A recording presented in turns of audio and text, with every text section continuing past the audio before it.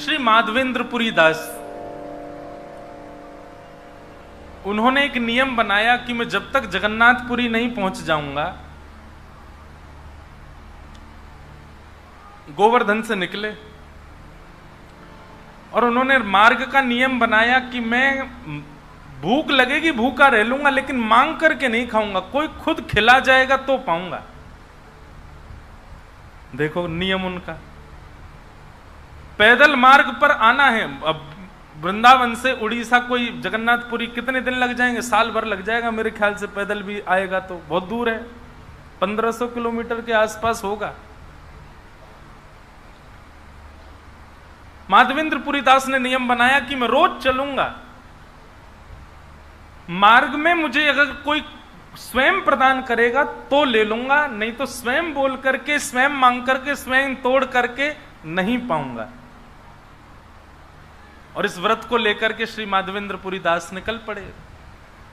कभी कभी तो हफ्ता हफ्ता निकल जाता, कोई सामग्री नहीं मिलती। जब भूख से बड़े व्याकुल हो जाते, अब शरीर है, तन को चलाने के लिए कोई तो साधन चाहिए। तब कुछ ना कुछ ऐसा अनुग्रह ठाकुर जी कर देते। और एक फिर उन्होंने नियम ऐसा भी रखा था कि अगर एक सप्ताह तक कुछ नहीं मिला तो गिरे हुए पत्ते खा लूंगा, टूटे हुए पत्ते, फल फिर भी नहीं खाऊंगा। इतनी व्याकुलता, इतनी। ये बंधुओं, व्रत कोई अपनी इच्छा पूर्ति के लिए नहीं होना चाहिए। व्रत का मूल आधार तो ठाकुर जी का दर्शन ही होना चाहिए। हम एकादशी का व्रत रखें, प्रदोष का व्रत रखें, मंगलवार सोमवार आदि जो भी आप व्रत रखें, इन व्रतों के पीछे अपने नवग्रह ठीक करना, अपनी इच्छा पूर्ति करने का भाव मत रखा करो। इन व्रतों के पीछे कारण ठाकुर जी का दर्शन ही होना चाहिए। व्रत का मतलब क्या है? एक प्रकार की जिद है, मुझे मिलना है आपसे। हम जिद के रूप में थोड़ी करते हैं उसको। तो माधवेंद्रपुरी दास निकल पड़े। चलते चलते चलते महीनों बीत गए। जैसे ही उड़ीसा पहुंचे तो श्री गोपीनाथ जी का सुंदर स्थान, कौन से गोपी? श्री खीर चोरा गोपीनाथ। उनका नाम पहले गोपीनाथ ही था, खीर चोरा तो बाद में बने वो। वहां जाकर के जब गोपीनाथ जी का दर्शन किया माधवेंद्रपुरी दास ने, तो 11 या 12 कुल्हड़ खीर का भोग लगता रोज ठाकुर जी को। और वो 11-12 कुल्हड़ का जो भोग लगता, वो रात्रि में शयन आरती में गए हुए दर्शनार्थियों को बांटा जाता था। और दर्शनार्थियों में ही पीछे खड़े थे श्री माधवेंद्र जी। दर्शन के बाद में वो कुल्हड़ बांटने लगे। अब जब प्रसाद बंटता है तो महाराज भीड़ कोई यूं थोड़ी सोचती है हम किसके ऊपर चढ़ रहे हैं, हमारा हाथ आगे जावे। और बड़े बड़े विचित्र लोग होते हैं, एक हाथ ऊपर से दे देंगे, एक नीचे से, यूं लगे 2 हाथ हैं तो 2 जगह मिल जाए। लोग बागों ने सारा प्रसाद ले लिया। माधवेंद्र जी बोले कि अगर पुजारी जी देख लेंगे, खुद ही करेंगे तो ले लूंगा, अब मैं कैसे, मेरा तो नियम है। वैसे ठाकुर जी के प्रसाद के प्रति ऐसा भाव नहीं था, लेकिन जब तक वो वहां पहुंचे तब तक प्रसाद बंट चुका, वितरण हो गया। वैसे बेचारे सप्ताह भर के भूखे थे, कुछ नहीं बोले। श्री गोपीनाथ जी को प्रणाम किया और जिस गांव में थे वहीं गांव से थोड़ी दूर जाकर के एक वृक्ष के नीचे बैठ गए और बैठ करके ठाकुर जी का स्मरण करने लगे। जितनी ज्यादा भूख लगती उतनी ज्यादा तीव्र नाम जप करते ठाकुर जी का। बंधु, नियम यही होना चाहिए, विषय जितना तीव्र हो नाम भी उतना तीव्र होना चाहिए। हमारा क्या होता है, विषय तीव्र होते ही नाम कम हो जाता है। विषय जितनी तीव्रता से आपको परेशान करे, नाम को उतनी तीव्रता से मुख से गाना प्रारंभ कर दो। माधवेंद्रपुरी दास वृक्ष के नीचे बैठे थे, भूखे प्यासे।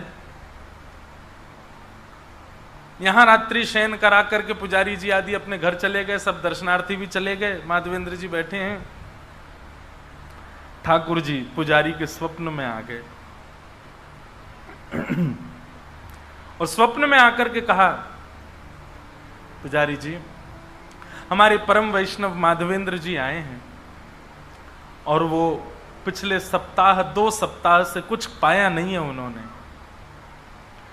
आप तुरंत उठ करके आइए और मंदिर में गर्भगृह में आकर के खीर का पात्र रखा है, वो पात्र ले जाकर के उनको दे दीजिए, वो पा लेंगे, थोड़ा पेट भर जाएगा।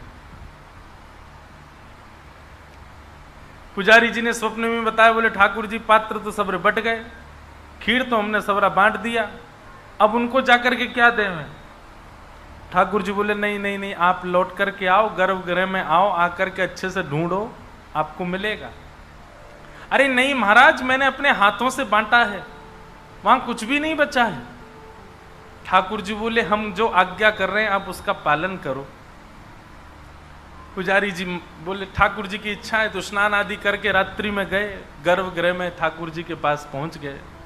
सब ढूंढा लेकिन कहीं पात्र नहीं मिला। ठाकुर जी से कहने लगे मैं तो कह ही रहा था कि पात्र है ही नहीं, आप मान ही नहीं रहे हो। ठाकुर जी के मुख की ओर देखते देखते उनका भाव हुआ, भगवान का श्रृंगार देखने लगे। तभी देखा कि ठाकुर जी की जो पीताम्बरी है वो एक तरफ से उठ रही थी। जैसी उठी वही देखी तो पीताम्बरी ऊपर करके देखी तो ठाकुर जी ने एक खीर का पात्र भीतर छुपा रखा था। वो पहले ही छुपा के धरा हुआ था, क्योंकि ठाकुर जी को पता था ये सबरो बट जाएगा, लेकिन वो माधवेंद्र जो वो तो बेचारे भूखे रह जाएंगे। आहा, पुजारी जी बड़े आनंदित हो गए। वो पात्र लेकर के गए और जाकर के माधवेंद्र जी को नाचते गाते हुए गए, बोले जय हो जय हो, आज तो ठाकुर जी की भक्त वत्सलता का दर्शन हो गया, प्रणाम किया। रोते रोते पुजारी जी ने पूरा वृत्तांत बताया, बोले आपके लिए ठाकुर जी ने चुरा करके एक पात्र रख लिया था, कहीं सब में ना बढ़ जाए। आहा, दूसरे दिन श्री माधवेंद्र जी गए, गोपीनाथ जी का दर्शन करके नेत्र सजल हो गए और वहीं नामकरण कर दिया ठाकुर जी का। बोलो खीर चोरा गोपीनाथ की। नियम धारण तो करो आप, ठाकुर जी आप पर अनुग्रह करेंगे, पर हम नियम धारण तो नियम के लिए करते हैं, ठाकुर जी के लिए थोड़ी करते हैं।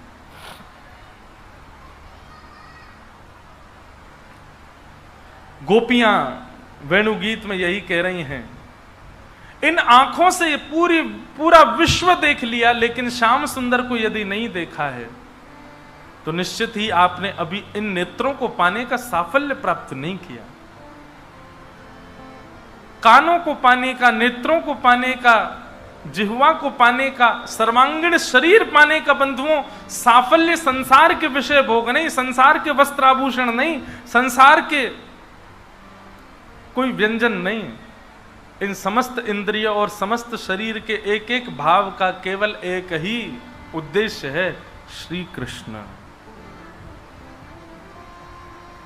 दर्शन को नैना तपे, वचन सुनन को कान, मिलवे को हियरा तपे, हिय के जीवन प्राण, गोवर्धन वासी सांवरे, तुम बिन रहो न जाए। सर्वांगीण अंग से केवल और केवल श्याम सुंदर चाहिए। गोपियों ने वेणुगीत गाया और वेणुगीत के पश्चात, वेणुगीत बहुत सुंदर है, इतना सुंदर है, ऐसे सुंदर सुंदर ठाकुर जी के रूपों का वर्णन वेणुगीत में गोपियां कर रही हैं, उसको हम प्रणाम करते हैं। और भगवान सब ब्रजवासियों को लेकर के गोवर्धन गए।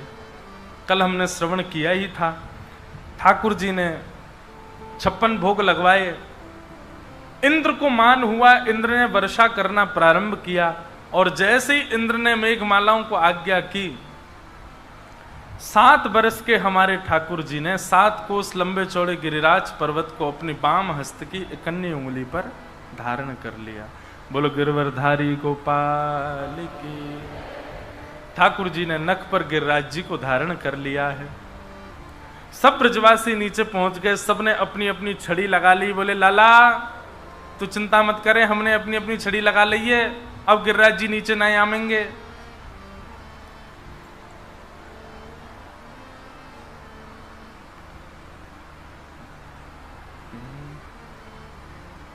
नख पे धार लियो गिरिराज, नाम गिरधारी पायो है, गिरधारी पायो है, नाम बनवारी पायो है।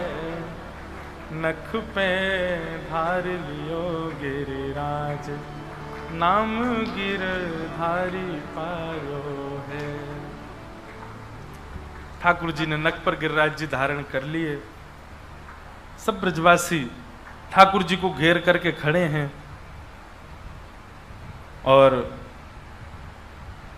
अपनी अपनी छड़ी लगा करके सब ब्रजवासी खड़े हैं।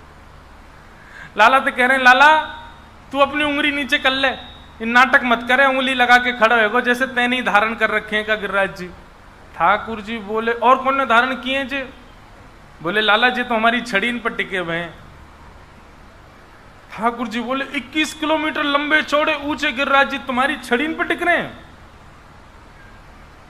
ब्रजवासी बोले, हमारी तो लाला हजारों लाखन चढ़ी हैं, तेरी तो इकन्नी उंगली है, हमारी छड़ी पे धारण है रहे, या पे तू इतना आश्चर्य कर रहा और तेरी नेक सी उंगली या पे धारण है? बोल, और नहीं तो वास्तव में चाहिए उंगली पे ही धारण है गिरिराज जी।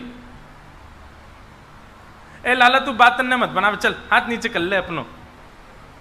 ठाकुर जी बोले, कर लो नीचे, संभाल लोगे गिरिराज जी? बोले हाँ। ए नंद बाबा यशोदा मैया तुम लोग पहले बाहर निकल जाओ, जे सवरे तो दबेंगे यहाँ पे, और तुम बाहर निकलो, मैं हूं भाग के आ रहा हूं, जे मानेंगे ना है, मैं तो अपनी उंगली नीचे कर रहा हूं अब। ब्रजवासी बोले, हम्बे ज्यादा मत बने, हमारे सामने यो मत दिखाए कर कि तू जय जय, चल उंगली नीचे कर ले अपनी। ठाकुर जी बोले, तो भैया संभालो। और ठाकुर जी ने जैसे ही अपनी उंगली नीचे करी, सब ब्रजवासी खड़े, हम्बे लाला छोड़ दे। जैसे ही ठाकुर जी ने उंगली नीचे करी, चट चट चट सबकी छड़ी टूटने लगी। महाराज विशाल पर्वत 21 किलोमीटर लंबे चौड़े गिरिराज जी, सबकी छड़ी जैसे ही टूटी, आहा त्राहिमाम करके सबरे ब्रजवासी चिल्लाए, अरे लाला संभाल संभाल संभाल। सोई ठाकुर जी ने अपनी उंगली फिर से लगा ली। जैसे ही लाल जी ने उंगली टिकाई, गिरिराज जी फिर से ऊपर रह गए, संभल गए, स्थिर रह गए। अब तो सब ब्रजवासी अपनी अपनी छड़ी ने देख रहे हैं और फिर लाला की उंगली देख रहे हैं। लाला सांची में तेरी उंगली पर टिक रहे हैं जी? बोले, हम मेरी उंगली पर टिक रहे हैं। लाला जी इतना बड़ा गिरिराज पर्वत तेने कैसे उठाए लियो? ठाकुर जी बोले, हम जय जय हैं। कौन है? एक बार सबरे बोलो, कौन है? बोलो, गोवर्धन नाथ की। ठाकुर जी बोले, हम जय जय हैं, और हम तो बचपन से कहते आ रहे हैं, मैया ते कही, बाबा ते कही, दाऊ दादा ते कही, ये देख गोबर चोट्टा, ये सबरे, ये मधुमंगल श्री रामा, इन सबंते मैंने कही मैं जय जाऊं, कोई माने ही ना मेरी बात है। ब्रजवासी बोले, लाला दोबारा बोलियो, कौन है? एक बार और बोलियो, तू कौन है? ठाकुर जी बोले, हम जय जय हैं। अब तो महाराज सब ब्रजवासी बोले, लाला तुमने ऐसा कौन सा काम किया जो तू जय जय? ठाकुर जी बोले, हमने पूतना मारी, अघासुर मारो, बकासुर मारो, धेनुकासुर मारो, जे मारो वो मारो, ये कर दियो वो कर दियो, और हमने गिरिराज जी उठा लिए। जे सबरे काम कोई बालक कर सके, जे तो जय जय कर सके। बस बस बस बस लाला बस कर, तू ज्यादा मत बोले, ठीक है? हमारे सामने मारी तेने पूतना। अरे तेने पूतना नहीं मारी, ये तो हमारे ब्रजमंडल को प्रताप है कि राक्षस प्रवेश करते ही मरते चले गए, और मरे मरायन में तेने हाथ धर दियो, यो के मैंने मारी? ये तो हमारे ब्रजमंडल को प्रताप है लाला। या ब्रजमंडल की सीमा में राक्षस प्रवेश करते ही अपनी शक्ति से छीण है जाएं, और जब तक नंद भवन पहुंचे तब तक ब्रजमंडल उनकी सभी शक्ति इनको खींच ले, तेरे सामने आते ही राक्षस मर जाएं, और उन पे हाथ धर के यो कह दे, हम जय जय हैं। बात बना रहे हो जय जय, चल झूठ मत बोले। और तेने पूतना मारी, तेने मरी मराई पूतना में हाथ धर के कह दे कि तू जय जय, हमने 10-10 डंडा मारे वहां में, हम भी जय जय। ले लाला देख मेरी एक बात सुन ले। बोले, कहा, तू जो कहेगो सबरी बात स्वीकार करेंगे, लेकिन या बात को स्वीकार नहीं करेंगे कि तू भगवान है। तू जो कहेगो हमको सब स्वीकार है, लेकिन जे स्वीकार नहीं है कि तू भगवान है। विचार करो, ये प्रेम ही तो है बंधु।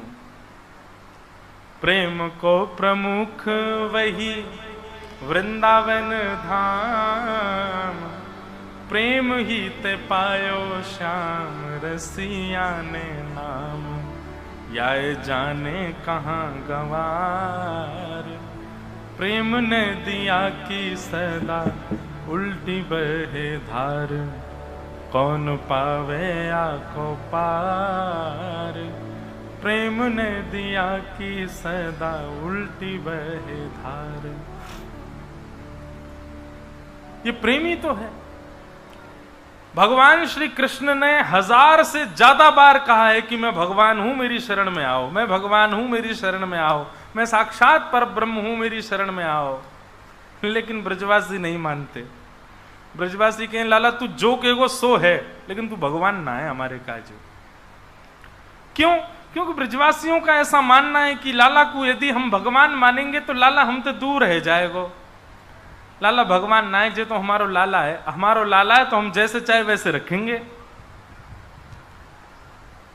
ब्रजवासी से ठाकुर जी कह रहे हैं, कछु माखन को बल बढ़ो, कछु गोपन करी सहाय, श्री राधे जू की कृपा सो मैंने गिरिवर लियो उठाए।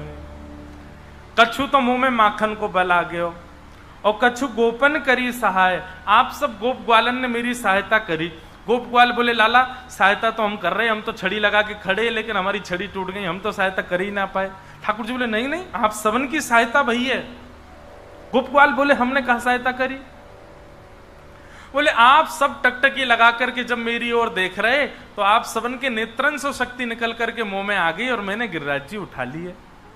आप सबन की शक्ति से ही मैंने गिरिराज जी उठाए। जी मेरो बल ना है, ये मेरे अकेले को बल ना है, ये दूर दूर तक खड़े सबरे ब्रजवासी को बल मेरे अंदर आ गया है, वही से मैंने गिरिराज जी उठाए हैं।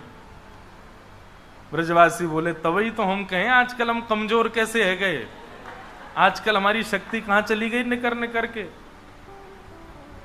लाओ रे सबरे ब्रजवासियों, देसी घी के पीपा खोलो, 56 भोग खोलो, खाना शुरू करो।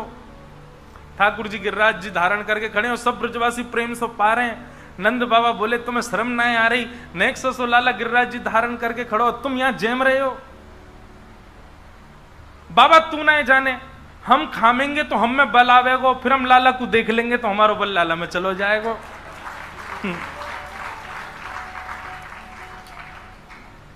बाबा तू अभी जाने, तू भोर है तो अभी पता ना है, ये हमारे बलते गिरिराज जी उठा रखे हैं लाला ने।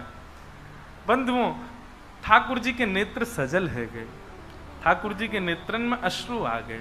इतना प्रेम ब्रजवासियों का, सरल सहजता और ये जो सौम्यता है ना ब्रजवासियों की, ये प्रिय है ठाकुर जी को। मैं कथाओं में कहा करता हूं भैया, ठाकुर जी को प्राप्त करना है तो उसके लिए भोंदू बन जाओ। कौन बनोगे? भोंदू। भोंदू मतलब जिस पे कुछ नहीं आता, जो अपनों सुख चाहे हो तो मूर्ख बन के रहो।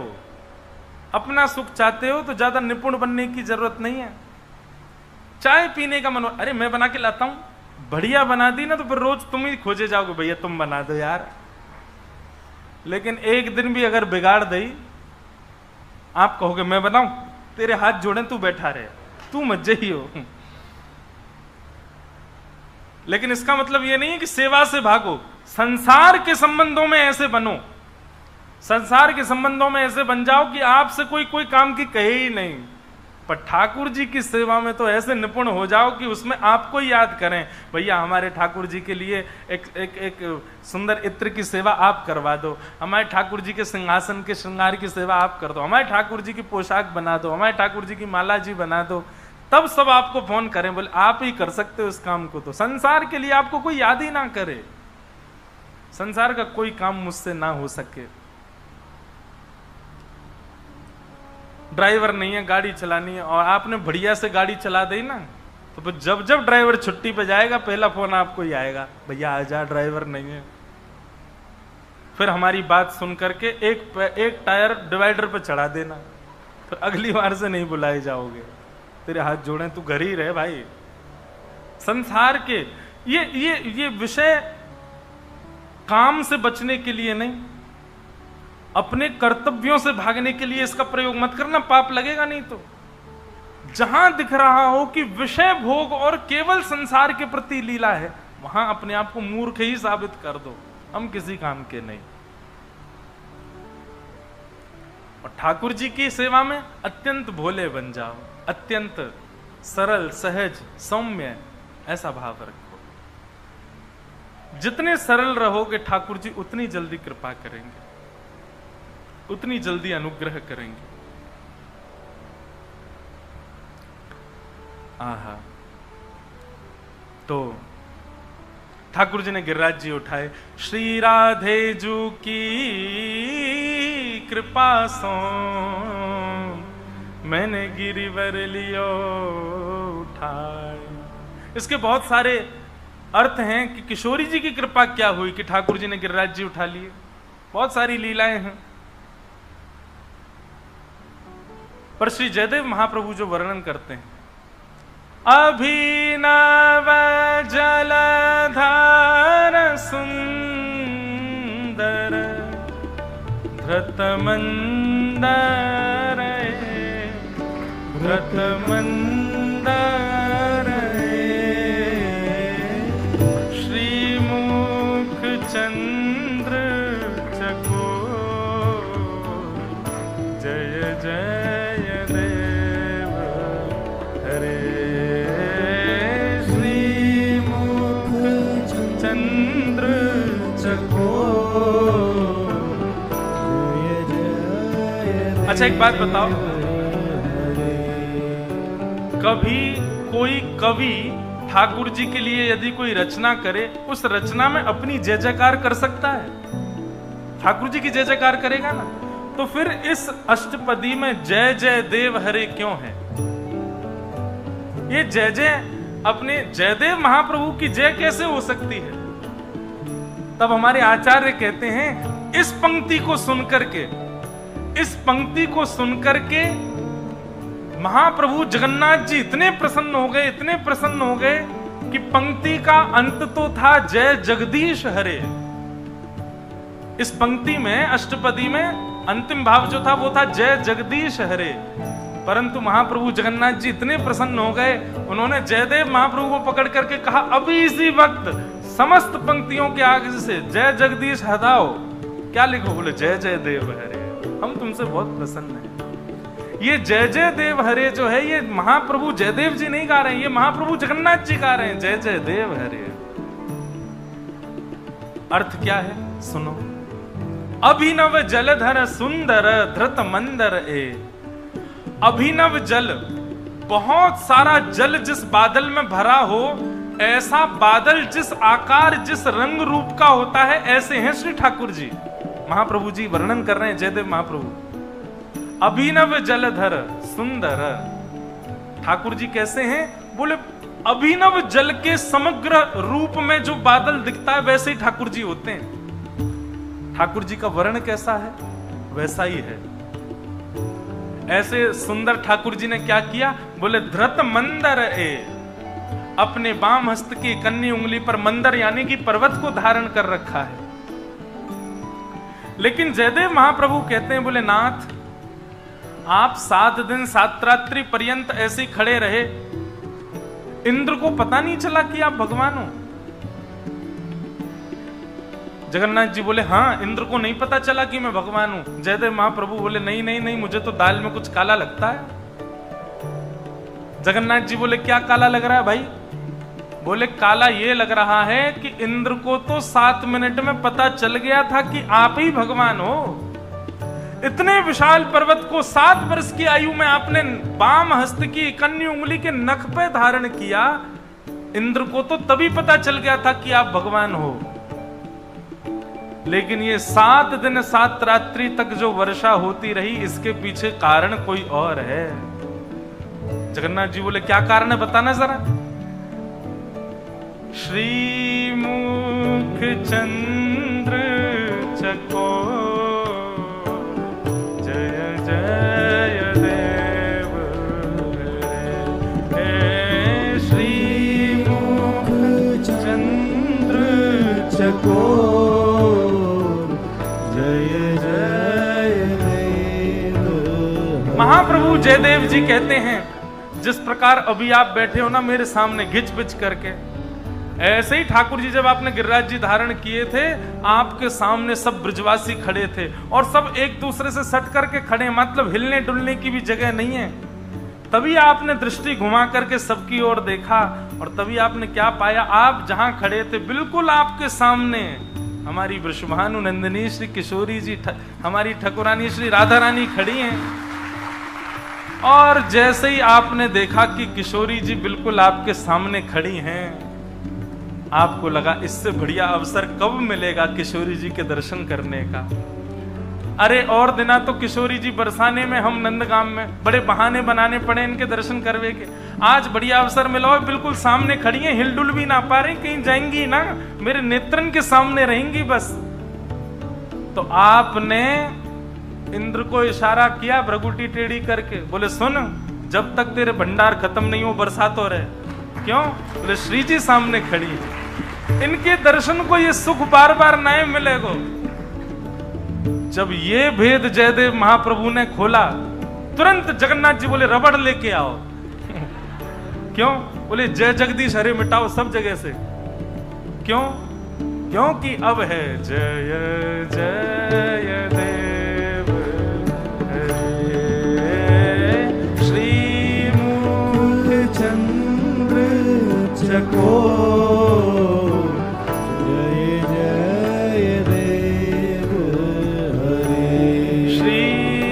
राधा मुख चंद्र चकोर, जय जय देव हरे।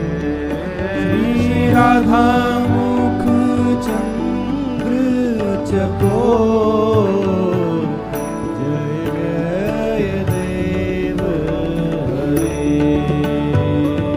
हमको बहुत सरल लगता है कि श्री जगन्नाथ जी रात में गीत गोविंद लपेट करके सोते हैं। अरे बेचारे भक्त के मान के लिए उसकी रचना लपेट करके सोते हैं, ऐसे नहीं लपेट के सोते ठाकुर जी। ठाकुर जी इसलिए उसको हृदय से लगा के सोते हैं क्योंकि वहां पर श्री जयदेव महाप्रभु ने जो भाव वर्णन किए हैं ना, उन भावों से महाप्रभु जगन्नाथ जी भी आनंदित हो गए।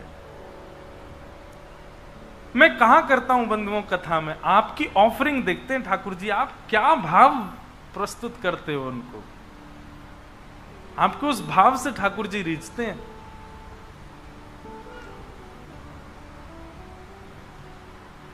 आज हजारों वर्ष हो गए महाप्रभु जयदेव जी को, भक्तमाल जी में 1000 वर्ष की वर्णन किया नाभा गोस्वामी जी ने, तो भक्तमाल जी लिखे ही कितने वर्ष हो गए, उसके बाद अब तक और कितने वर्ष, कम से कम 1500 वर्ष पहले जयदेव महाप्रभु आए पृथ्वी पर, और तब से लेके आज तक महाप्रभु जगन्नाथ जी एक दिन भी बिना गीत गोविंद अपने हृदय से लगाए सोते ही नहीं है।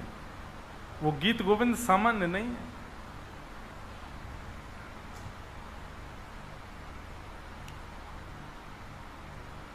ऐसे ठाकुर जी ने श्री राधे जू की कृपा सो मैंने गिरिवर लियो उठाए, श्री किशोरी जी की कृपा से मैंने श्री गिरिराज जी धारण किए। किशोरी जी सामने नहीं होती ना ठाकुर जी के, तो 10-15 मिनट बाद तो ठाकुर जी नीचे धर देते गिरिराज जी को। क्यों? इंद्र को पता ही चल जाता कि ये भगवान है, और इंद्र वर्षा बंद कर देता, ठाकुर जी गिरिराज जी नीचे धर देते। तो किशोरी जी सामने खड़ी हैं, इसीलिए हमारे जो ठाकुर जी ना गिरधर लाल, उनके नेत्र भी आप देखो नीचे ही रहते हैं ऐसे। और नीचे क्यों हैं? क्योंकि वो एक शिला पर खड़े हैं और जहां उनके नेत्र हैं वहां श्री जी खड़ी हैं, उनको देख रहे हैं। और ये स्वरूप जो है ना ठाकुर जी का, ये जो स्वरूप है, जैसे हर व्यक्ति का चित्र खींचा जाता है और वो चित्र उसको दिखाओ तो वो पूछते हैं ये चित्र, अरे इस समय तो मैं गुलाब जामुन खा रहा था, अरे ये तो मेरे शादी का चित्र है, अरे ये तो तब का चित्र है मेरा बेटा हुआ था। ठाकुर जी को जब ये चित्र दिखाया जाता है तो ठाकुर जी कहते हैं तब का चित्र जब मैं श्री जी को देख रहा था। श्री जी को देखते हुए ठाकुर जी हैं ये। किशोरी जी को देख, ठाकुर जी जब किशोरी जी का दर्शन करते हैं तो कैसे करते हैं? ऐसे करते हैं, ऐसे देखते हैं किशोरी जी को। श्रीमुख चंद्र चकोर, जय जय देव हरे। ऐसे श्री जी के मुख के जो चंद्र चकोर हैं, ऐसे ठाकुर जी को हम बारंबार प्रणाम करते हैं। बोलो गिरिराज धरण की, श्री गोवर्धन नाथ की, प्यारे गिरधर लाल की, पूछरी के लौथा की, हुक हुक प्यारे। ठाकुर जी ने 7 दिन बाद गिरिराज जी को पुनः पधरा दिया अपने स्थान पर। ऐसे ठाकुर जी, अब आगे की लीला हुई। भगवान का नामकरण गायों ने गोविंद रखा, एकादशी व्रत की कथा बताई गई। तत्पश्चात रास पंचाध्यायी यहां से प्रारंभ होता है कि भगवान पिता रात्रि शरदोत्फुल्ल मल्लिका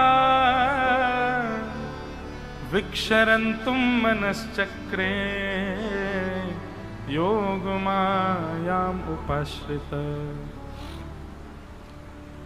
बहुत सावधानी से सुनो। रास पंचाध्यायी की कथा जल्दी पल्दी सुनाने में तो फिर पूरी स्किप करो तो ही ठीक है, अगर प्रवेश करेंगे तो फिर बहुत विस्तार करना पड़ेगा, परंतु फिर भी मैं कुछ भाव कहूं।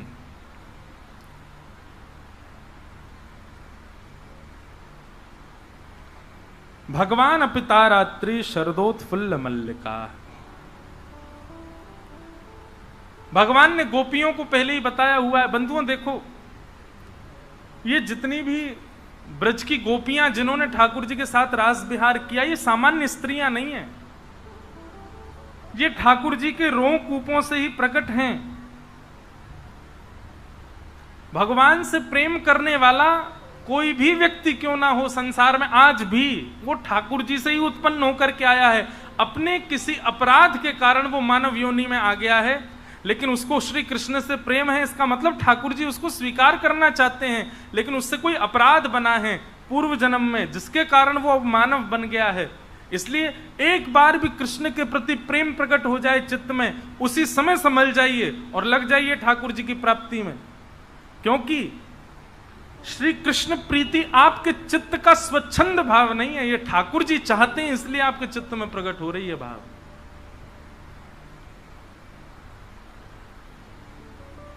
क्यों हमें जगन्नाथ जी प्रिय लगते हैं, क्यों हमें उनकी कथा प्रिय लगती है, क्यों हमें वृंदावन प्रिय लगता है? अरे कई लोगों की तो स्थिति ऐसी है, उनके आगे बोल दो वृंदावन, उनके हाथ पांव कांपने लग जाते केवल नाम सुनने मात्र से।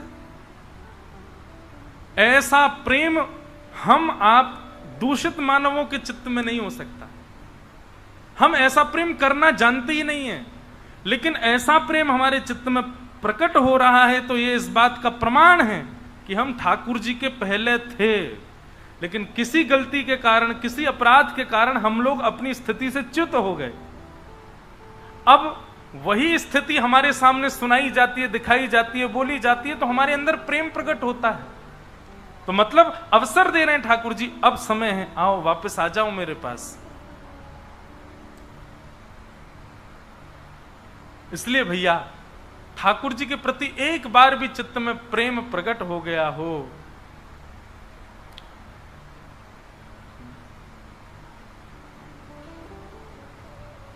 नहीं तो मीराबाई विष पी करके क्यों नहीं मरी? विष का प्याला पिला दिया राणा ने, क्यों नहीं हुई उनकी मृत्यु? प्रहलाद जी को विशाल पर्वत के ऊपर से फेंक दिया, क्यों नहीं मृत्यु हुई उनकी? कैसे कैसे भक्तों के साथ क्या क्या नहीं किया उस समय के तत्कालीन लोगों ने, लेकिन उन वैष्णव भक्तों की रक्षा कौन कर रहा है अंदरूनी भाव से? श्री कृष्ण ही कर रहे हैं। क्यों कर रहे हैं? क्योंकि हमारा कोई तो संबंध है ठाकुर जी से, और ये पूर्व का संबंध है। मीरा पुकारे तुम्हें गिरधर गोपाला, ढल गया अमृत में विष का भरा प्याला, विष का भरा प्याला, कौन मिटाए उसे जिसे तूने राख लिया, कौन मिटाए उसे, जिसे तूने राख लिया। सब दुख दूर हुए जब तेरा नाम लिया। सब दुख दूर हुए जब तेरा नाम लिया। ओ ब्रज के नंद लाला, राधा जी के सांवरिया, सब दुख दूर हुए जब तेरा नाम लिया। ओ ब्रज के नंद लाला, राधा जी के सांवरिया, सब दुख दूर हुए जब तेरा नाम लिया। ओ ब्रज के नंद लाला, राधा जी के सांवरिया, सब दुख दूर हुए जब तेरा नाम लिया। ओ सब दुख दूर हुए जब तेरा। श्री जगन्नाथ महाप्रभु की करताल बजा के गाओ।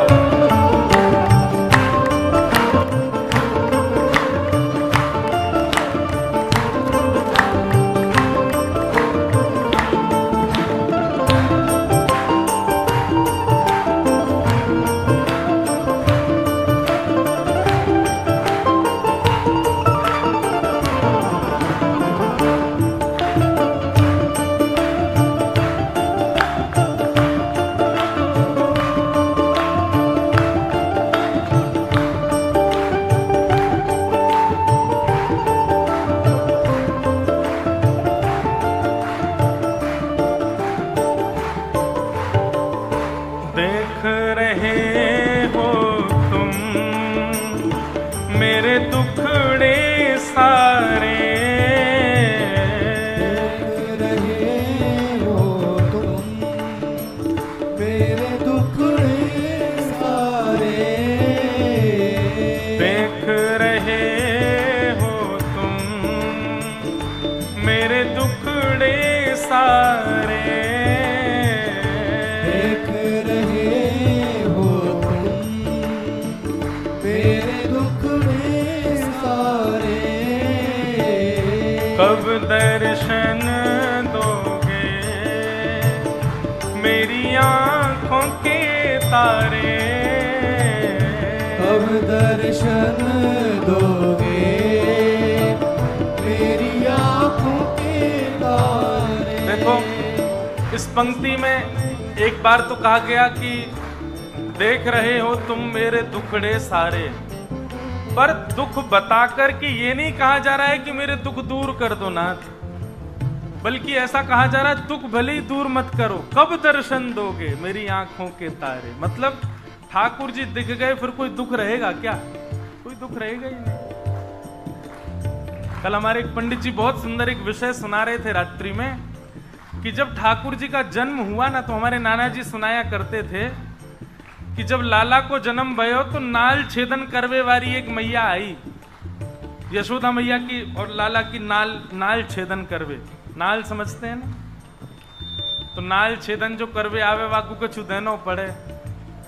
तो जब नाल छेदन पहली बार यशोदा मैया के बालक भयो और नाल छेदन करवे वाली आई, महाराज स्वर्ण की कैंची और सबरे वाकी सराहना करें, अरे तेरा कितना बड़ा सौभाग्य, तू नंदरानी यशोदा मैया को नाल छेदन, लाला को नाल छेदन करवे आई है। पीछे मत हटियो, कछु जोरदार मांग लियो यशोदा मैया से। बोले हाँ मांग के आऊंगी। तो जैसे ही गई तो यशोदा मैया बोली बता तू को कहा दे दूं। बोले मैया तुम्हारे गले में जो नवलखा हारे जी चाहिए मुझको। तो महाराज उन नवलखा को हार उतार करके यशोदा मैया ने वाके गले में पहना दो। नवलखा को हार वास समय में नाल छेदन करवे वारी को गले में धारण कर लियो। नाल छेदन करवे के बाद अच्छा ने देख तो लऊं लाला कैसो है। जैसे ही ठाकुर जी गोद में लिए, ठाकुर जी को दर्शन कियो महाराज। ठाकुर जी को दर्शन करते ही वहां ने ठाकुर जी तो लिटाए और अपनी वो हार उतार करके बाहर जाकर के लुटाए दियो। क्यों? बोले ऐसे सुंदर श्याम सुंदर के दर्शन है गए, अब जीवन में कछु चाह ही ना है, मुझको कछु चाहिए ही नहीं। ठाकुर जी को देखने के बाद भी यदि संसार की कोई वस्तु प्रिय लग रही है तो समझो ठाकुर जी देखे ही ना है आपने। ठाकुर जी दिख जाएंगे तो फिर कछु प्रिय नहीं लगेगा। इसलिए जीवन में जितने दुख हो वो सब दूर रह जाएंगे एक बार ठाकुर जी दिख गए तो। इसलिए देख रहे हो तुम मेरे दुखड़े सारे, देख रहे हो तुम मेरे दुखड़े सारे, कब दर्शन दोगे मेरी आंखों के तारे, कब दर्शन दोगे मेरी आँखों के तारे, ओ मेरी आंखों के तारे। अधर पे मुरली है, कांधे पे कामरिया, सब दुख दूर हुए जब तेरा नाम लिया, सब दुख दूर हुए जब तेरा नाम लिया। ओ ब्रज के नंद लाला, राधा जी के सांवरिया, सब दुख दूर हुए जब तेरा नाम लिया। दुख दूर हुए जब तेरा नाम लिया। गोविंद मेरो है, गोपाल मेरो है, गोविंद मेरो है, गोपाल मेरो है। हे प्यारो गिरिवर धारी, गोपाल मेरो है, प्यारो गिरधरधारी गोपाल मेरो है। राधा रमण बिहारी नंदलाल मेरो है, रमण बिहारी नंदलाल मेरो है। जगन्नाथ बिहारी गोपाल मेरो है। भाव से गोपाल मेरो है। प्यारो गिरिवर धारी नंदलाल मेरो है।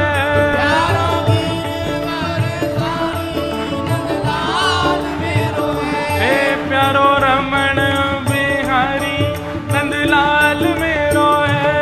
प्यारो रमण बिहारी नंदलाल मेरो है। राधा वल्लभ बिहारी गोपाल मेरो है। राधा वल्लभ बिहारी नंदलाल मेरो है। हे सेवा कुंज बिहारी नंदलाल मेरो है।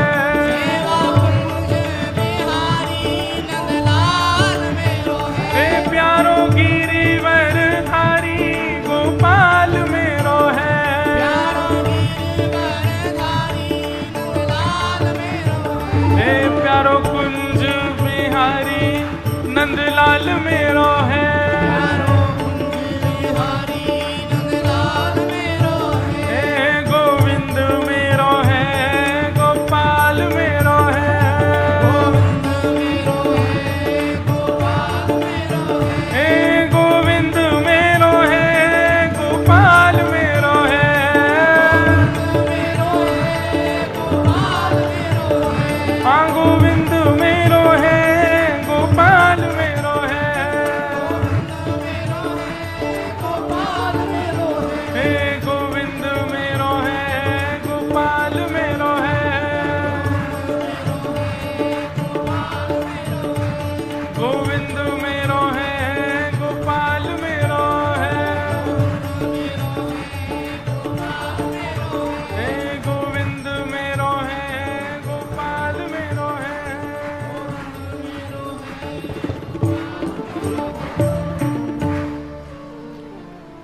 सब दुख दूर हुए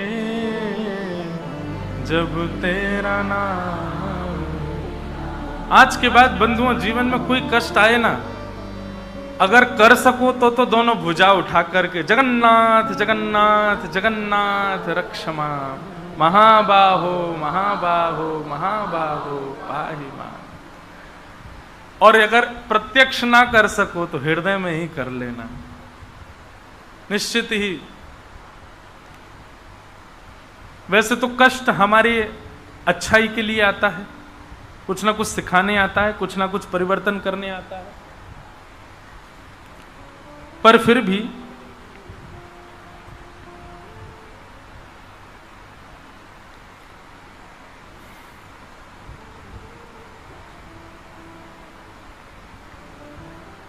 सबके सामने ऐसा कोई कष्ट आ जाए जिससे ठाकुर जी ही दूर हो रहे हों, तब ठाकुर जी को ऐसे पुकारना। सांसारी विषयों में ज्यादा ठाकुर जी को मत पुकारो, उससे तो खुद लड़ो। लेकिन कोई ऐसा विषय हो जाए जिससे ठाकुर जी की कथा छूट रही है, दर्शन छूट रहा है, ठाकुर जी का सेवा छूट रही है, तब ठाकुर जी को पुकारो, नाथ अब रक्षा करो, क्योंकि आप छूट रहे हो इससे। तो अब रास पंचाध्यायी गोपियां सब, भगवान उनको पहले ही निमंत्रण दे चुके हैं कि हम आगामी शरद पूर्णिमा पर आपके साथ रास विहार करेंगे। और गोपियां तभी से प्रतीक्षा कर रही हैं कि शरद पूर्णिमा आएगी और ठाकुर जी रास के लिए प्रकट होंगे। आज भगवान ने जैसे ही अपने अधर पर वंशी रख करके कोमल उंगलियों से छिद्रों को आच्छादित करके वेणु वादन किया, बाज उठी वंशी वृंदावन में। ये बंधुओं, गोपियां जो हैं ये त्रेता युग के संत हैं। इन गोपियों में कई गोपियां त्रेता युग की हैं, कई गोपियां सतयुग से ठाकुर जी की प्रतीक्षा कर रहे हैं। मतलब सतयुग त्रेता में जितने संत वैष्णव एक प्रकार से तप आदि में बैठे हैं, सबको द्वापर में ठाकुर जी ने गोपी बना करके बुला लिया, बोला आओ सबको हम कृपा करें, एक साथ दर्शन देंगे।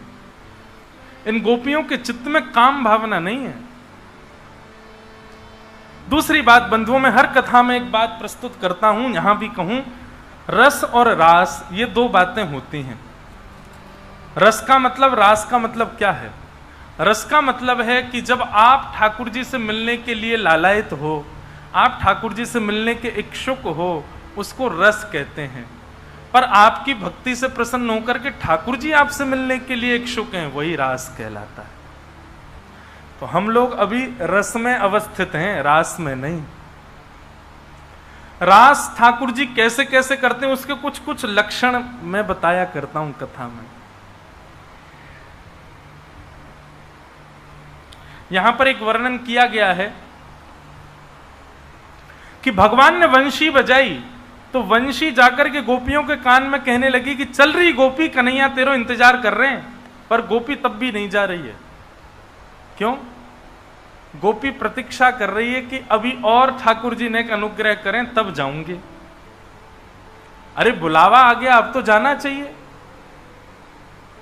नहीं, उमड़ घुमड़ करके ठाकुर जी ने जब देखा कि एक भी गोपी नहीं आई तो फिर से जगऊ कलम बाम दृशाम मनोहरम, अब अद्भुत अद्भुत वंशी बजाई। और उस वंशी में ठाकुर जी ने मानो विनय करके कहा है, गोपी तू जल्दी आ, मैं तेरी प्रतीक्षा कर रहा हूं। और तू देख लियो, तू नहीं आवेगी तो कोई और गोपी मुझसे तोते पहले आके मिल जाएगी। ये भाव जब गोपियों, अच्छा ये कोई बोल नहीं रहा है, वंशी की ध्वनि ही गोपियों के कान में ये शब्द प्रयोग कर रही है। सब गोपियां दौड़ी ठाकुर जी से मिलने के लिए। अभी मुंबई में कथा थी तो वहां एक भाव मैंने कहा था, अगली बार वृंदावन जाने के लिए योजना मत बनाना, ये प्लानिंग बना करके दुनिया में जाओ। ठाकुर जी के तीर्थों में, धामों में कभी प्लान बना करके मत जाओ। कैसे जाना है? वृंदावन को आमंत्रण भेजने दो, श्री जगन्नाथपुरी को आमंत्रण भेजने दो। आमंत्रण आए तब जाओ। आप पहले से ही मत जाओ। और देखो एक और बात, वृंदावन जाने की सदैव जाने की टिकट बनवाया करो, लौटने की मत बनवाया करो, ये तो नियम है वहां का। जगन्नाथपुरी भी जाने की टिकट बनवाओ, कथाओं में भी आने का समय निश्चित रखो, जाने का नहीं रखना चाहिए। तो वृंदावन या जगन्नाथपुरी आपका स्मरण कर रहा है या आपको निमंत्रण भेज रहा है, ये 3 रूपों में आपको पता चलेगा। सबसे पहला, आप अपने घर पर ही रहेंगे, लेकिन वृंदावन से या जगन्नाथपुरी से कोई ना कोई किसी ना किसी रूप में प्रसाद आपके यहां आ जाए, कोई भी लेकर के आ जाए और आकर के आपसे कहे बोले महाप्रभु जी का प्रसाद है, जगन्नाथ जी का प्रसाद है, वृंदावन का प्रसाद है। आप राउल केला में और यहीं पर ही आकर के आपको कोई वृंदावन का प्रसाद प्रदान कर दे, तो ये समझना ये प्रथम निमंत्रण है वृंदावन का, माने वृंदावन आपको याद कर रहा है। सुनो, अभी ताली क्यों बजा रहे हो, अभी जाना थोड़ी है आपको वृंदावन, प्रसाद आ जाए उसके बाद भी नहीं जाना है। फिर दूसरा निमंत्रण आएगा। दूसरा निमंत्रण क्या आएगा, आपके घर के आसपास या जिस शहर में आप, जिस नगर में, जिस गांव में आप रहते हैं, वहां कोई ब्रजवासी आ जाए तो समझ जाओ ये दूसरा निमंत्रण है। या कोई जगन्नाथपुरी निवासी आ जाए तो ये समझ जाना ठाकुर जी ने आप, अच्छा नगर तो इतना बड़ा, इतने लोग, आपको पता चल जाए कि कोई ब्रजवासी आया है और ब्रजवासी हमारे राउल केला में अभी कोई है, तो ये समझ जाना कि दूसरा निमंत्रण है ठाकुर जी का, तब भी नहीं जाना है।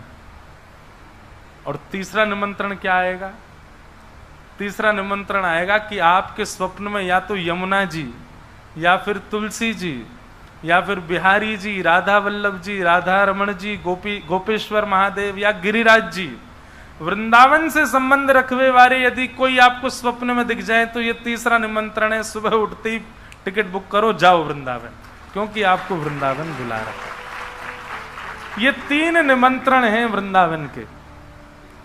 अब अपने आप मन मत बनाना, अब इन तीनों की प्रतीक्षा करो। खूब आ गए हम अपने मन से वृंदावन, अब नहीं आ रहे। और सुनो, ये उन लोगों के लिए नहीं है जो वृंदावन केवल लस्सी पीने जाते हैं, टिक्की खाने जाते हैं, आनंद करने जाते हैं और पहली दूसरी बार जा रहे हैं। ये उन लोगों के लिए बात है ही नहीं। ये उन लोगों के लिए जो हर महीना वृंदावन को याद करते हैं, बस ये सोचते रहते हैं कोई कैसा भी कोई नियम बने, वृंदावन चले जाएं, हम जगन्नाथपुरी चले जाएं।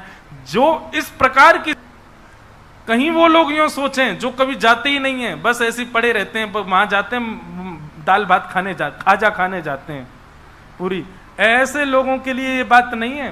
वो तो जीवन निकल जाएगा, ये तीनों होंगे ही नहीं उनके साथ। ये 3 क्रमशः यदि हों तो समझ जाओ कि अब वृंदावन आमंत्रण भेज रहा है, और जाओ।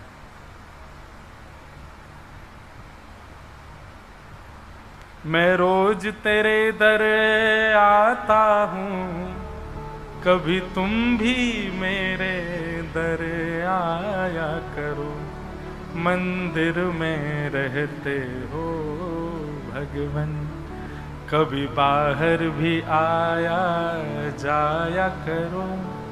मैं रोज तेरे दर आता हूं, कभी तुम भी मेरे दर आया करो। ठाकुर जी इन 3 रूपों में ही आएंगे आपके घर पर। पहला प्रसाद के रूप में, दूसरा अपने नगरवासी के रूप में, और तीसरा स्वप्न के रूप में। समझ जाना ठाकुर जी आ गए, अब चलो उसी देश। तो गोपियां प्रतीक्षा कर रही हैं कि ठाकुर जी और बुलाएं। हम लोग प्रतीक्षा करते ही नहीं, हम ठाकुर जी को अवसर देते ही नहीं हमें बुलाने का, हम पहले ही पहुंच जाते हैं। भाई प्रेम में अपने आप ही पहले से पहले सब काम मत कर दिया करो। प्रेम में दूसरे प्रेमी को अवसर दो कि जे भी तो करे। एक हाथ से ताली थोड़ी बजती है, हम ही अकेले तुम्हारे प्रेमी थोड़ी हैं, तुम भी तो हमसे प्रेम करते हो, ये बताओ तो सही। ठाकुर जी ने वंशी बजा करके गोपियों को आमंत्रण दूसरी बार भेजा, तो गोपियां सब दौड़ी ठाकुर जी से मिलने। फिर विचार नहीं किया गोपियों ने, अस्त व्यस्त वस्त्र में ही दौड़ी। और सोचिए, ये जो 3 क्रम हमने बताए हैं, तीसरा क्रम जिस दिन हो जाए ना, जिस रात्रि में, वाके अगले दिन भले ही तुम्हारो ब्याह हो, घोड़ी तो उतर के भागो, लेकिन जाओ वृंदावन, फिर नहीं रुकोगे आप। अगर स्वप्न में वृंदावन आ गया और ये 2 क्रम पहले घट गए, तीसरा क्रम स्वप्न आ गया, तो फिर आपको लाख काम छोड़ के जाना पड़ेगा। चाहे, और एक और बात बता दें आपको, ये 3 क्रम जब होंगे ना, तो पहला दूसरा तो बड़ी सहजता से होगा, पर तीसरा क्रम उसी दिन होगा जिस दिन आपको बहुत जरूरी काम होगा। ठाकुर जी बड़े विचित्र है भैया हमारे, ऐसे दिन में भेजेंगे स्वप्न की अब आके दिखा बेटा, निमंत्रण भी भेज रहे हैं। मतलब ये ठाकुर जी ऐसे चतुर हैं, मतलब भोजन पर तो बुला रहे हैं, पर बार बार ये भी कहते जा रहे हैं कि अपने घर से खा के आना।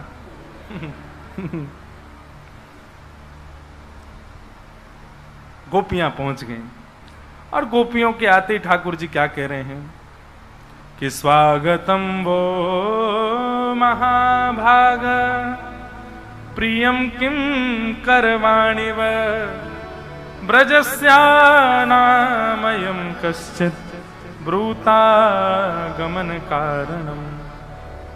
स्वागतम स्वागतम स्वागतम, आइए आइए आइए, आपका बहुत बहुत स्वागत है। और जैसे ही आप वृंदावन जाओगे फिर क्या होगा? ब्रूतागमन कारणम, ठाकुर जी आपको दर्शन देने में कष्ट देंगे। बिहारी जी पहुंचे, पहुंचते कपाट बंद हो गए। राधा रमन जी पहुंचे, जाम में फंस गए। राधा वल्लभ जी पहुंचे, सो आज तो ब्याउला है, आज ठाकुर जी को इतना समय लग रहा है। कुछ ना कुछ ठाकुर जी क्रीड़ा करते ही रहेंगे, सहजता में दर्शन नहीं होगा। वही हाल गोपियों के साथ हो गया। एक तो उनको बुला लिया, घर बार छोड़ छाड़ करके सब आ गई, और उन गोपियों को वहां पर परेशान कर रहे हैं ठाकुर जी। उनको 10 श्लोकों में कहते हैं ब्रूतागमन कारणम, अपने आने का कारण बताओ, क्यों आई हो तुम लोग? तब गोपियों ने प्रणय गीत गाया, मैवं विभोर्भति भवान कदितुम ऋषंशम संत्यज्य सर्व विषयांस्तव पादमूलम भक्ता भजस्व दुर्वग्रहमात्यजास्मान् देवो यथादि पुरुषो भजते मुमुक्षु। गोपियों ने जो प्रणय गीत कहा इतना सुंदर है, पर ब्रह्म को शांत कर दिया गोपियों ने। भगवान से कहती हैं, नाथ ये भक्त की और भात की एक ही राशि होती है, और जिस प्रकार भात बनता है उसी प्रकार भक्त बनता है। भात कैसे बनता है? बोले पहले धन कुटा से उसको कूटा जाता है, बेचारे को कितना मारते हैं, फिर कूट करके उसके छिलके हटाए जाते हैं, उसको कितना कष्ट देते हैं, फिर उसको खौलते हुए पानी में डाल देते हैं, उसके बाद उबालते हैं, इतना खौलाते हैं, फिर मीड़ करके देखते हैं नरम हो जाता है, तब भोक्ता को प्रस्तुत कर दिया जाता है भात। ऐसे ही ठाकुर जी भक्त भी आसानी से नहीं बनता, बहुत कष्ट सह करके भक्त बनते हैं हम लोग। हमारे जीवन में कितने संकट, कितने आर्त, कितनी विडंबनाएं आती हैं, तब जाकर के हम आपके चरण के उपासी बनते हैं। लेकिन नाथ, जैसे भक्त और भात की एक ही राशि है, ऐसी भगवान और भोक्ता की भी एक ही राशि है। भोक्ता दाल मिला करके चट कर जाता, उसको पता तो होती नहीं कितनी मेहनत से बना। ऐसे ही आप हो ठाकुर जी, आपको थोड़ी पता है हम कितनी मेहनत करके आते हैं आपके चरणों में। आप तो स्पष्ट कह दे रहे हो कि वापस चली जाओ। तब गोपियां अपने प्रेम को, वैसे तो देखो अपना प्रेम कभी बताना नहीं चाहिए, अपने प्रेमी को भी नहीं बताओ कि आपका प्रेम कैसा। मैं बार बार कहूंगा, प्रेम और प्रेमी की बात हो तो आप स्त्री पुरुष मत लीजिएगा। प्रेम और प्रेमी की बात हो तो आप स्वयं को, ठाकुर जी को ही लीजिएगा। ठाकुर जी को भी मत बताओ। यह बताना भी कि मैं आपसे कितना प्रेम करता हूं, यह भी कहीं ना कहीं सूक्ष्म प्रेम का स्वरूप है। प्रेम भी नहीं बताया जाता, प्रेम तो बस किया जाता है, बताया थोड़ी जाता है। और सुनिए, जहां बहुत बताया जा रहा हो, किया ना जा रहा हो, वो प्रेम थोड़े है।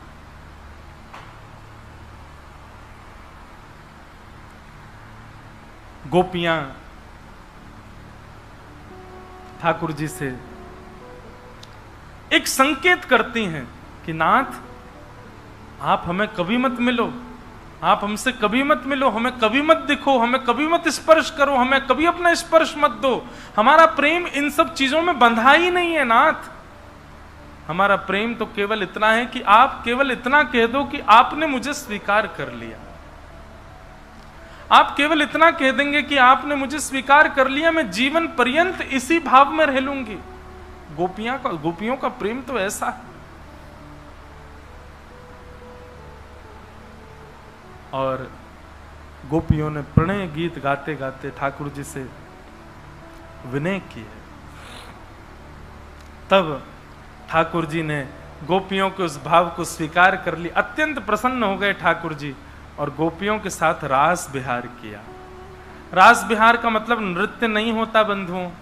रास विहार का मतलब मैंने बताया ना, जैसे हम भगवान से मिलने जाते हैं ऐसे भगवान हमसे मिलने आए, वो रास है। मतलब ठाकुर जी प्रायोरिटी दे रहे हैं। आपके गले में गलवैयां डाल लेंगे, आप भोजन करोगे, आपसे कहेंगे आप मत खाओ मैं खिलाता हूं, अपने हाथ से खिलाएंगे। जैसे वो पद है, तू अपनो श्रृंगार करत है, ये दर्पण हाथ दिखावत। ये रास है बंधुओं। निज कर गूथ सुमन के गजरा, ये अपने ही हाथ पहरावत है। तू है सखी बड़ भाग बड़ी, गोपाल तेरे घर आव। ये रास का असली स्वरूप है इस पद में। ठाकुर जी इतने सहज हो जाएं कि अपनी प्रभुता भूल करके सहजता से आपके साथ रहने लगे। आपकी गोद में सो जाएं, आपको भोजन करा रहे हैं, आपको हृदय से लगा रहे हैं, आपको प्रेम कर रहे हैं। ये रास है। और ऐसा रास ठाकुर जी समस्त गोपांगनाओं के साथ कर रहे हैं। तभी किसी गोपी के पैर दबाने लग जाते हैं। कोई गोपी कहती है लाला मुझे तो भूख लग रही है, सो ठाकुर जी उसके लिए बहुव्यंजन लेकर के आ जाते हैं। कोई गोपी कहती है मेरी तो आम खावे की इच्छा, तो ठाकुर जी वृक्ष पर चढ़ के आम लेके आते, अपने हाथ से खिला रहे हैं। इतने सहज हो गए गोपियों के लिए ठाकुर जी। और उस सहजता में वही हुआ जो नहीं होना था। गोपियों को अपने ऊपर मान हो गया।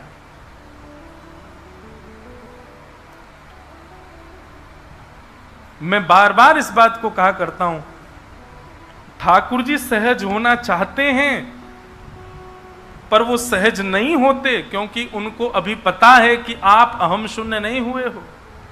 मेरे गिरधर लाल जी ऐसे ही खड़े रहते हैं, आपके ठाकुर जी ऐसे ही रहते हैं। इसका ये बात प्रमाणित है कि अभी मेरे और आपके अंदर मान कम नहीं है।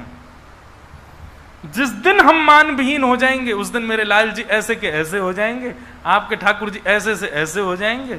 उसी दिन ठाकुर जी सचल हो जाएंगे जिस दिन मैं और आप मान रहित हो गए। अभी हमारे अंदर मान है, इसीलिए ठाकुर जी अनुभव नहीं कराते। उनको लगता है कहीं इसको अभिमान ना हो जाए कि देखो मेरे ठाकुर जी तो सहज हो गए।